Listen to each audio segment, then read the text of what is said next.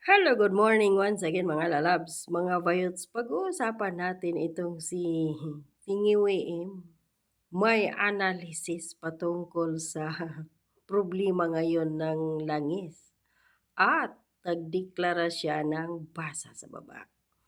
State of National Energy Emergency. Tapos sa may may karugtong pa, shouldn't cause panic. Paano?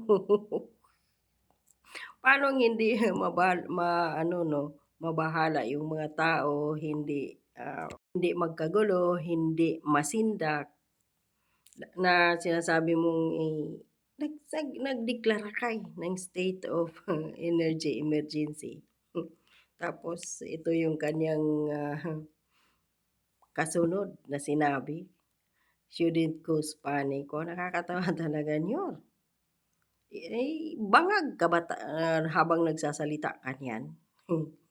So ayon dito sa kaniyang, analysis na ay di putang analysis ng putang inang, presidenteng Bongbong na 'to, hmm. So ibinahagi dito ni Bongbong Marcos sa publiko ang kaniyang pagsusuri kaugnay sa supply ng petrolyo sa bansa sa gitna ng patuloy na pagtaas ng presyo ng langis sa pandaigdigang merkado. Sa kabila ng sunod-sunod na pagtaas ng presyo ng gasolina at diesel, tiniyak ng Pangulo na walang kakulangan sa supply ng petrolyo sa Pilipinas. Ito yung nakakatawa. Nagdeklara ka ng ng State of National Energy Emergency pero sasabihin mo na walang kakulangang supply ng petrolyo sa Pilipinas. Where the hell are you living, Bongbong Marcos? Bakit mo sinabi yon? Nakakatawa ka dahil na-feature na ito sa ibang bansa. Binalita na ito ng, Al Jazeera, binalita na ng BBC News na sa buong mundo, bukod tangi ang Pilipinas ang nagdeklara ng State of National Energy Emergency. Tapos sasabihin mo, shouldn't cause panic at walang kakulangan ng supply ng, petrolyo ang Pilipinas. So why the hell are you declaring state of national energy emergency kung hindi ka ba naman talaga bangag putang ina ka? So ayon sa kanyang analysis dito, sabi pa niya dito, sa aking analysis, wala tayong problema sa supply ng petrolyo.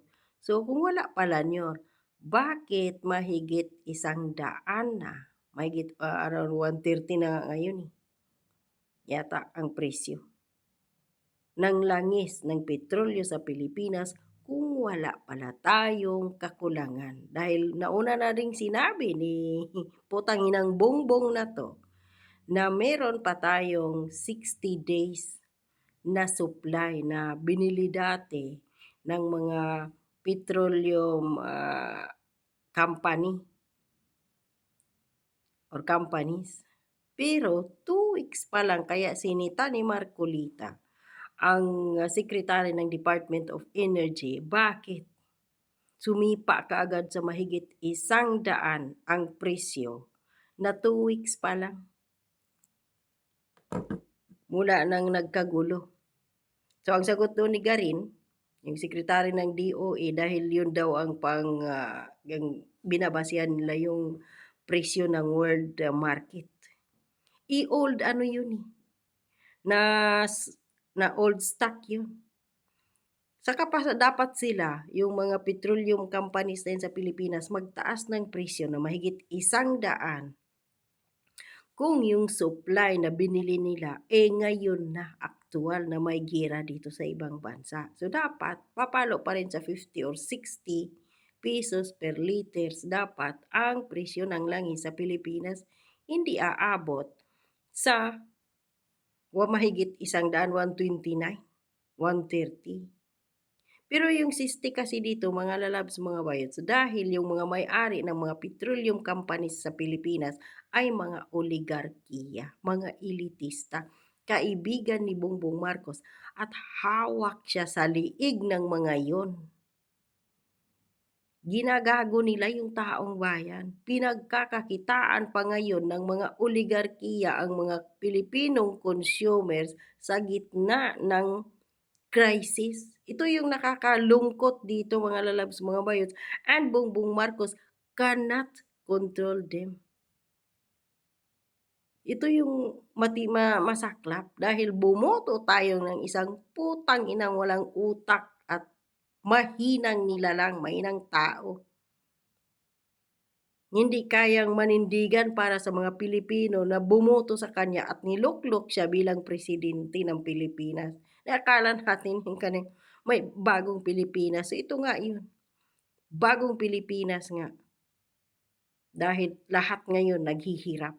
Lahat presyo na yung bagsak ang ekonomiya ng mahigit 5%. Yung dolyar kontra piso, 60.1.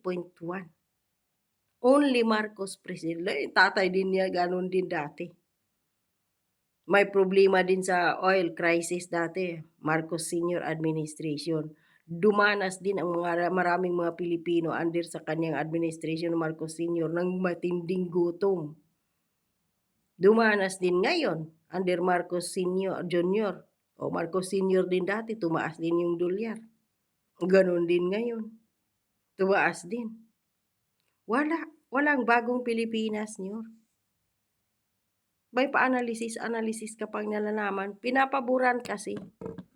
Ginagahasa ngayon ng mga may-ari, ng mga oligarkiya ang mga Pilipino sa pagtaas ng presyo ng langis. So ito mga lalabs, mga boys, kung ikumpara mo ang Pilipinas, sinasabi ng putang inang Bongbong Marcos na to, na walang problema sa supply ng petrolyo sa Pilipinas, 100% tayong mataas. Ay, yung pula na yan, Pilipinas yan. Oh. Yung mga iba na to, karatig bansa na to, yung price comparison of oil per liter in neighboring countries, converted in Philippine piso or pesos. So, ano to mga bansa na to? Indonesia. Mula sa 24 pesos per liter ang kanilang gasolina doon kasi converted to in Philippine pesos ha. So ngayon dahil sa world crisis, nagiging 50 pesos. Thailand, mula sa 57 pesos per liter dahil ngayon sa presyo, pagtaas, tumaas lang sila ng 2 piso, 59 pesos. Malaysia, mula sa 33 pesos, nagiging 60 pesos. Pero yung Pilipinas, magkano? 100% ang itinaas mahigit. So, nagiging 129 to 130 pesos na per liter dahil Bongbong Marcos. Tapos sasabihin mo na walang crisis. Yung LPG, according to DOA Secretary Garin, hanggang may 20 to 25 days na lang ang LPG sa Pilipinas. Yung gasol, yung Shilin at kung ano-ano pa dyan, Petronas. Paubos na. Tapos sasabihin na walang crisis. Ano ba talaga? Tama si Ili San Fernando dito eh. Gumising ka na Bongbong Marcos sa iyong kahibangan, sa iyong kabangagan. Huwag mo nang sa taong bayan na wala tayong krisis. O okay, magpalagay na natin walang krisis. So bakit mo pinayagan itong mga kaibigan mong mga oligarkiya na magtaas ng presyo ng langis? Na wala pala tayong crisis. Bakit hindi mo sila pigilan na, hoy, maawa naman kayo sa akin dahil ako yung binubugbog ng taong bayan. Binoto nila ako. Pinagkatiwalaan nila ako. Tapos ngayon, bababuyin ko sila. Kasi weak leader talaga si Bongbong Marcos. Hindi niya kayang pigilan yung mga smugglers na mga kaibigan yung mga oligarkiya na nagninegosyo sa Pilipinas. Smugglers, o ito ngayon, nagtaas yung presyo ng manok, mahigit 132 pesos na. 332. Tapos yung bigas, o magkano na 67. Presyo ng kuryente tumaas. Pamasahe.